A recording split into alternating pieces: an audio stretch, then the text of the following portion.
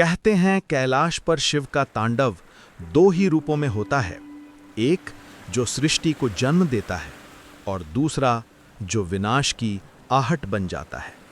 पर आज मैं तुम्हें उस तीसरे नृत्य की कथा सुनाऊंगा, एक ऐसा नृत्य जिसमें समय भी थम जाता है। हिमालय की गहरी घाटियों से एक साधक कैलाश की ओर बढ़ रहा था। आंखों में लालसा, हृदय में बेचैनी और मन में एक ही इच्छा, अमरत्व। कैलाश के द्वार पर उसे नंदी मिले। नंदी ने चेतावनी दी, यहां वही आता है जो स्वयं को जीत चुका हो। पर साधक मुस्कुराया, मैं देव बनूंगा और अमर भी। शिव गहन ध्यान में डूबे थे, जैसे ब्रह्मांड की मौन धड़कन। साधक आगे बढ़ा, आवाज कांप रही थी पर अहंकार नहीं। महादेव, उसने कहा, मुझे अमरत्व का रहस्य बताइए। कैलाश की हवा एक पल को थम गई। शिव ने आंखें खोलीं, उनकी दृष्टि साधक को चीर गई। अमर होना क्यों चाहता है? साधक ने गर्व से कहा, ताकि संसार मेरी शक्ति को पहचाने। शिव मुस्कुराए, एक मौन रहस्यमयी मुस्कान।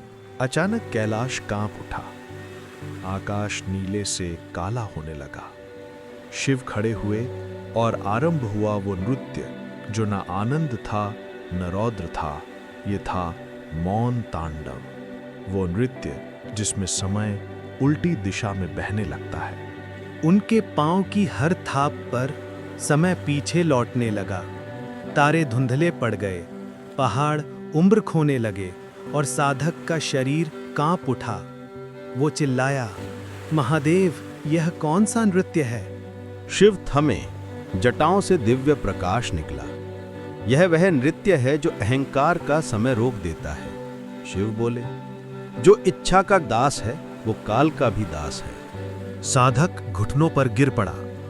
पहली बार उसने अपने भीतर की बेचैनी महसूस की, अपना अहंकार, अपना अनियंत्रित लालच। शिव ने उसे उठाया।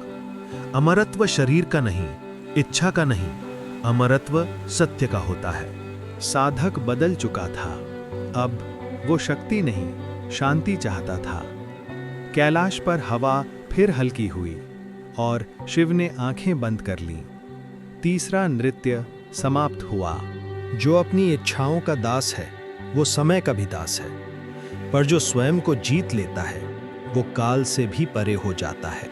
यदि इस कथा ने आपको कुछ सिखाया तो इस प्रकाश को औरों तक पहुंचाने में हमारा साथ दें। वीडियो को लाइक करें, अपने विचार बांटें और आगे की आध्यात्मिक कथाओं के लिए हमें फॉलो करें।